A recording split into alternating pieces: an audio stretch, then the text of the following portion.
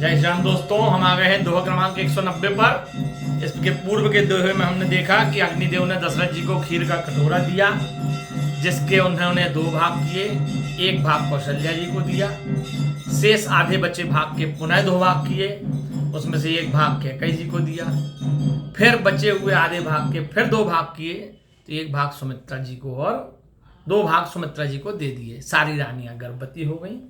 अब आगे, जोग लगन ग्रह बार तिथि सकल भय अनुकूल, चर और अचर हर्ष जुत राम जन्म सुख मूल। सियापति रामचंद्र की जय, पवन सुत हनुमान की जय। नवमी तिथि मधुमास पुनीता, शुक्ल पक्ष अभिजित हरिप्रीता। मध्य दिवस अति शीत न घामा, पावन काल लोक बेश्रामा। शीतल मंद सुरभि बह बाऊ, हर्षित सुर संतन मन चाऊ। बनु कुसुमित गिरि गण मनियारा, स्त्र वही सकल सरितामृत धारा। सो अवसर बिरंची जब जाना, चले सकल सुर साजी विमाना।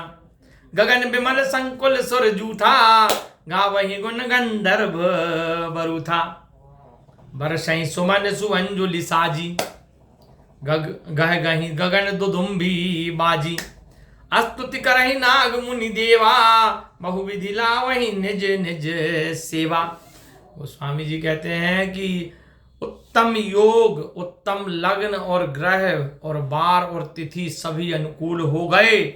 चराचर जीव जगत में बहुत ही आनंदित हुए, क्योंकि श्री रामचंद्र जी का जन्म होना ही सुखों की जड़ है।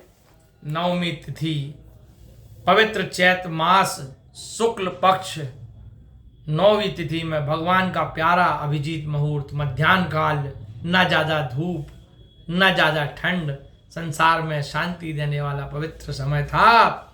शीतल और मंद सुगंधित, बहुत सुगंधित वायु वातावरण में बहने लगी। देवता और साधुजन प्रसन्न चित्त और उत्साह युक्त थे। वनों में फूल उग गए, बिना मौसम के भी फूल आ गए। पर्वतों में मणियों की खानें उत्पन्न हो गईं और सब नदियों में अमृत की धारा बहने लगी। वह समय ब्रह्मा जी ने जाना जब सब देवता अपना अपना विमान सजाकर चले। निर्मल आकाश सब देवताओं के झुंड से भर गया। आकाश में चारों ओर देवता छा गए और गंधर्वों के समूह हरि गुणगान करने लगे। सुंदर अंजलियों में भर भर कर आसमान से पुष्प वर्षा करने लगे।